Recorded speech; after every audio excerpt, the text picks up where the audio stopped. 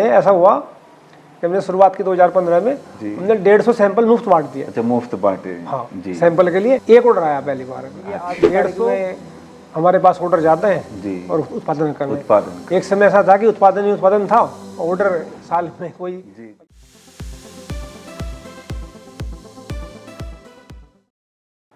मैं आज एक और ऐसी शख्सियत से आपका परिचय कराऊंगा जिन्होंने प्राकृतिक खेती में अपने झंडे गाड़े हैं, और ऐसी ही शख्सियत आज हमारे बीच में है, मिस्टर योगेश कुमार बालियान जी।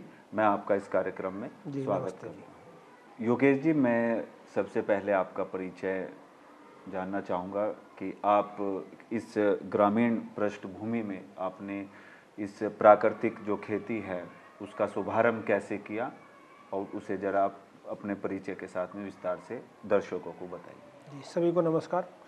मेरा नाम योगेश कुमार बालियान, गांव बरवाला, जिला मुजफ्फरनगर का निवासी हूं, और मैं पिछले 10 वर्षों से, जैसा कि आप जानते हैं, प्राकृतिक खेती कर रहा हूं।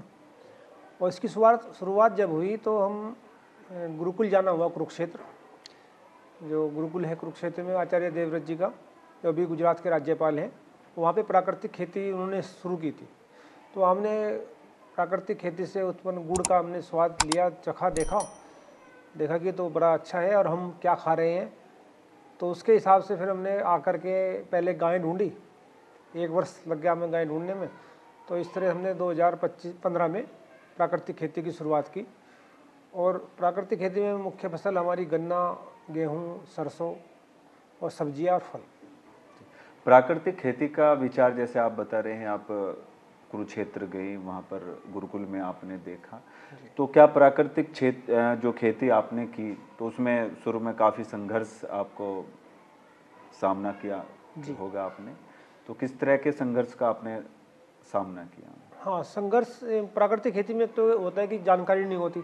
अब नया किसान, हम रासायनिक खेती करते आ रहे थे, प्राकृतिक खेती का कोई अनुभव नहीं था। शुरुआत की, कोई गाइडेंस इतनी कहीं से मिली नहीं।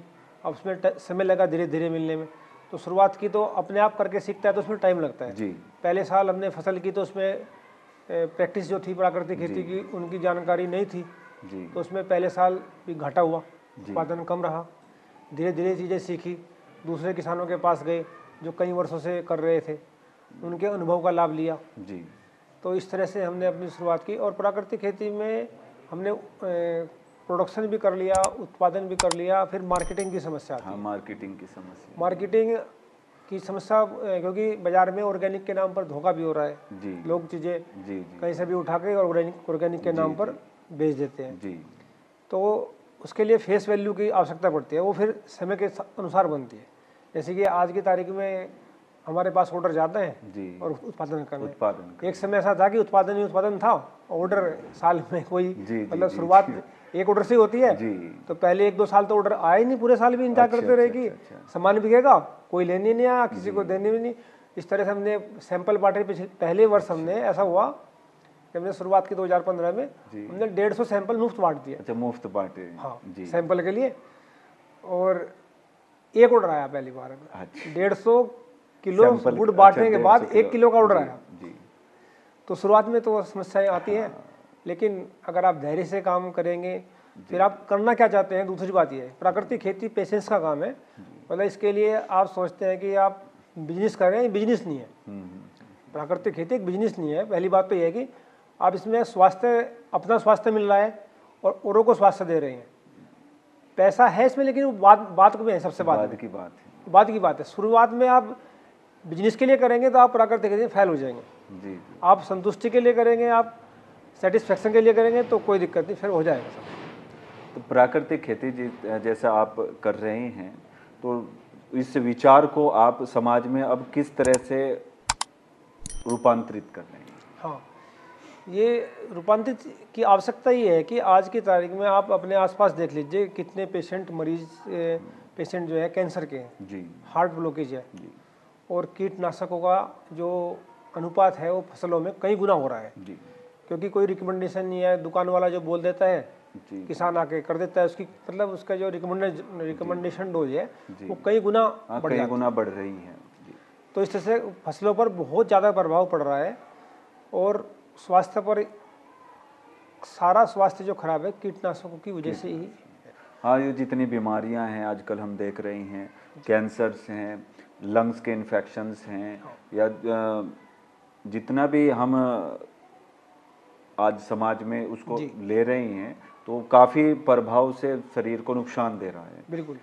तो जैसे जब आपने प्राकृतिक जो खेती आपने शुरू की, तो अब आपको कैसा महसूस हो रहा है? 10 वर्ष हो चुके हैं, तो अब क्या आप समाज के लिए संदेश देना चाहते हैं? हाँ, समाज के लिए संदेश है कि पहले तो सबसे पहली बात स्वास्थ्य है। अगर आपने स्वास्थ्य बचा लिया तो आपका परिवार बच जाएगा। परिवार बच जाएगा तो और चीज़ें तो बाद की हैं। आपने पैसा कमाया और हॉस्पिटल में जाके ख़त्म कर दिया, आपके पास ना स्वास्थ्य बचा ना पैसा बचा। तो कम से कम अगर इसमें प्राकृतिक खेती में अगर पैसा नहीं है, स्वास्थ्य तो बच जाएगा। जी। और स्वास्थ्य महत्वपूर्ण है, मुझे लगता है पैसे से। पैसा तो आप कम पैसे में भी काम कर लेंगे। 100 साल पहले या 50 साल पहले लोगों के पास इतना पैसा नहीं होता था, लेकिन वो खुश थे। आज पैसा है, डिप्रेशन भी है साथ में। पैसा अकेला थोड़ी आता है, नहीं पैसा तो डिप्रेशन साथ में आता है, शुगर भी साथ में आती है। ज़्यादातर पैसे वाले लोगों को देखना आप, शुगर मिलेगी। जी जी जी जी। तो प्राकृतिक चिकित्सा में आपको काफ़ी अवार्ड्स भी शासन की ओर से, प्रशासन की ओर से और विभिन्न जो संस्थाएं हैं उनकी ओर से मिले हैं। जरा उसके विषय में भी आप अपना बताइए। जी, यहाँ पे सबसे पहला अवार्ड 2020 में हमें सरदार पटेल यूनिवर्सिटी मेरठ से मिला, किसान सम्मान दिवस 23 दिसंबर 2020 को। उसके बाद 2022 में innovative farmer award ICR Pusa देता है दिल्ली से।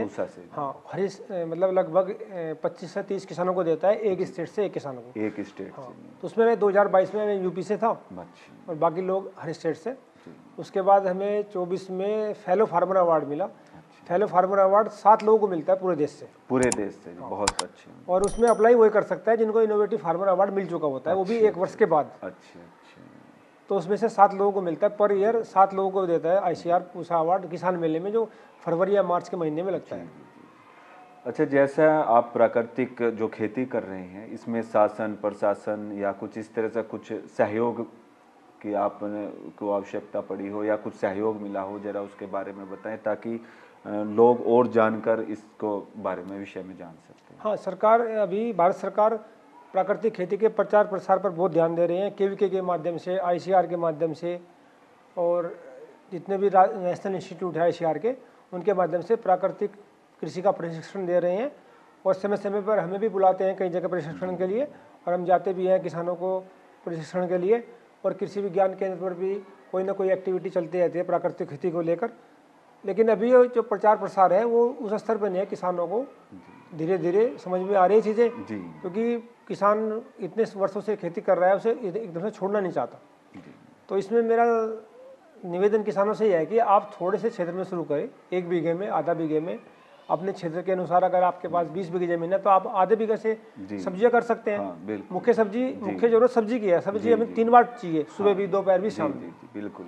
तो 2 बीघे में गेहूँ कर लो, आधे बीघे में सब्जी कर लो, तो आपका परिवार मतलब 90% जरूरत है आपकी सब्जी और अनाज ही है।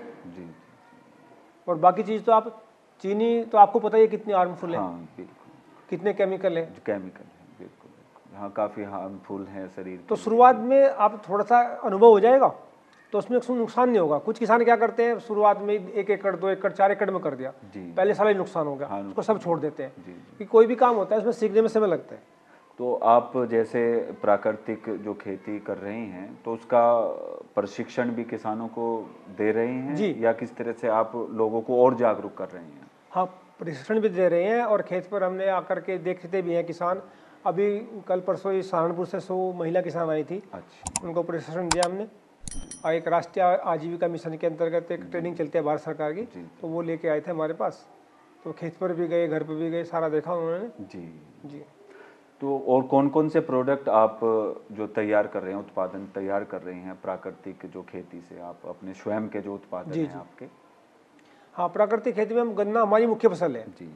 तो गन्ने से हम गुड़, शक्कर, सिरका, खांड, और गुड़ में भी कई वैरायटी है, जैसे कि ड्राई फ्रूट का गुड़ है, तिल वाला गुड़ है, सौंठ वाला गुड़ है, अजवाइन वाला गुड़ है। ऐसे 10 से 15 तरह के गुड़ हम जो भी बाजार से ऑर्डर मिलते हैं तो उसके अनुसार ये कस्टमाइज हो जाता है। मतलब किसी को इलायची वाला गुड़ चाहिए, जी जी इलायची के साथ में सौंठ वाला चाहिए, जी। इलायची के साथ में ड्राई फ्रूट वाला ये चाहिए। जैसे ऑर्डर आते हाँ, हैं आप ऐसे ऑर्डर उसकी के हिसाब पूर्ति से किसी को केवल बादाम का चाहिए, किसी को केवल काजू का चाहिए, तो वो सब तरह का गुड़ बन जाता है। जी जी। योगेश जी, अब आपके उत्पादन जो है, ऑर्गेनिक उत्पादन है जो ये, अब कहाँ कहाँ तक आप ये वितरित होते हैं, किन चैनल से आपका माध्यम से ये पूरे देश में जाता है, तो जरा उस पर विस्तार से जी। बताइए। हमारे उत्पाद पूरे देश में जा रहे हैं, कोरियर के माध्यम से, ट्रांसपोर्ट के माध्यम से। बड़ा ऑर्डर होता है ट्रांसपोर्ट से चल जाता है, 2, 4, 5, 10 किलो के ऑर्डर होते हैं तो कोरियर से चले जाते हैं। और हर पूरे देश में सुविधा, जहाँ कोरियर की सुविधा है वो हमारे प्रोडक्ट पहुँच रहे हैं। और हर स्टेट में भारत के हमारा प्रोडक्ट पहुँच चुके हैं। कुछ शहर बचे होंगे, मुख्य मुख्य जो बड़े शहर हैं हर जगह उपलब्ध है। और मैं इसमें बताना चाहूँगा कि जूस, गन्ने के जूस में मैंने वैल्यू एडिशन किया थोड़ा। जी। वो प्रोडक्ट हमारे मुजफ्फरनगर में ही जीआईसी मैदान और महावीर चौक के आसपास अच्छा हमारी कार्ट लगती है, एक ट्रॉली बनाई हुई है, अच्छा अच्छा अच्छा। यहाँ के लोगों ने देखी भी जी होगी। जी तो उसमें हमने गन्ने के जूस का जो काफ़ी लोग बेच रहे हैं गन्ने का जूस, तो लेकिन उसमें अलग ये किया हमने, उसमें हम बर्फ़ नहीं मिलाते। अच्छा अच्छा। गन्ने को हम, प्राकृतिक गन्ना होता है हमारा, नेचुरल ऑर्गेनिक, जी। उसमें कोई केमिकल नहीं होता। दूसरा, उस गन्ने को हम फ्रिज में ठंडा करते हैं अच्छा।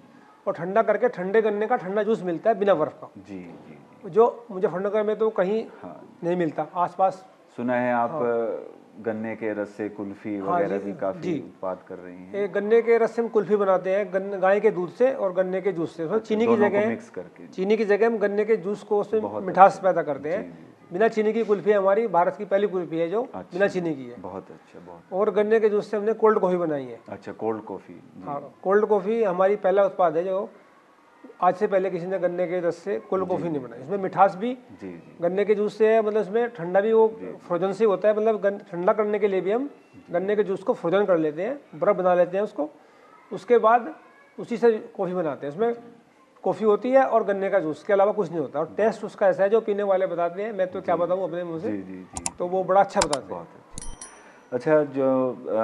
जो लोग आज प्राकृतिक खेती से जुड़ना चाह रहे हैं, जी।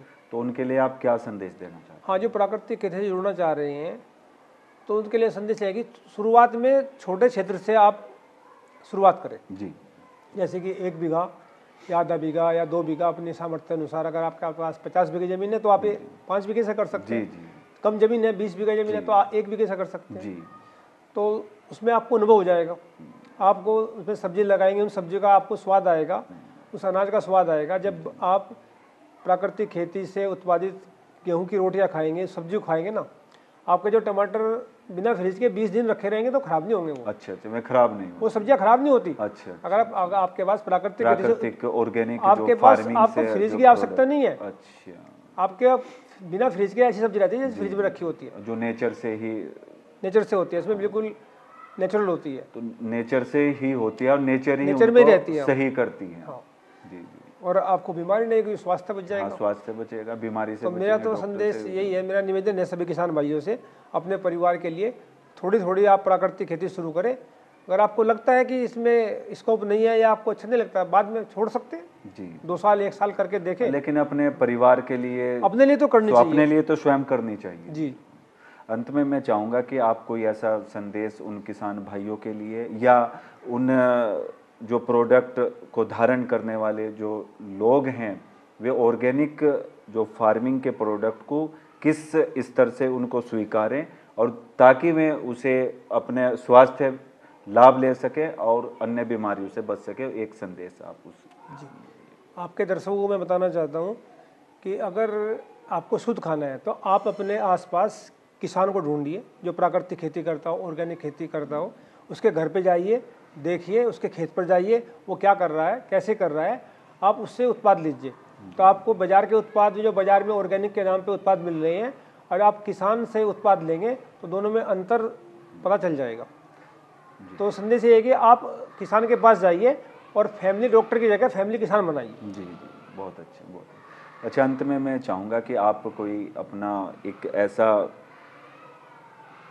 कोई चैनल्स या इस तरह से एक माध्यम बताइए, कोई ऑर्गेनिक प्रोडक्ट वो आपसे ले सकते हैं, उसका कोई एड्रेस है, इस तरह से आप बताइए। जी, मैं फेसबुक पे मेरा अकाउंट है योगेश कुमार के नाम से, आप सर्च कर सकते हैं, उसमें भी ऑर्डर कर सकते हैं। और मेरा फ़ोन नंबर है 9897856495। इस पर भी आप ऑर्डर कर सकते हैं। Thank you. देखिए, आपने अभी योगेश कुमार जी जो कि प्राकृतिक खेती कर रहे हैं और लगभग 10 वर्षों से वे अपना भी परिवार का स्वास्थ्य, समाज का स्वास्थ्य और देश के स्वास्थ्य को सुधारने में लगे हुए हैं। तो मेरा ये संदेश सभी के लिए रहेगा कि प्राकृतिक खेती को किसान भाई अपनाएं और साथ ही साथ उन सभी दर्शकों से भी मैं कहना चाहूँगा कि वे जो ऑर्गेनिक प्रोडक्ट हैं उन्हें वे एडॉप्ट करें, उन्हें लें, ताकि वे भी स्वस्थ रह सके और परिवार को स्वस्थ रख सके। मैं अंत में योगेश जी का बहुत बहुत आभार व्यक्त करता हूं कि वे इनसाइड टॉक्स के हमारे इस डिजिटल प्लेटफॉर्म पे आए। धन्यवाद। Thank you very much. Ji.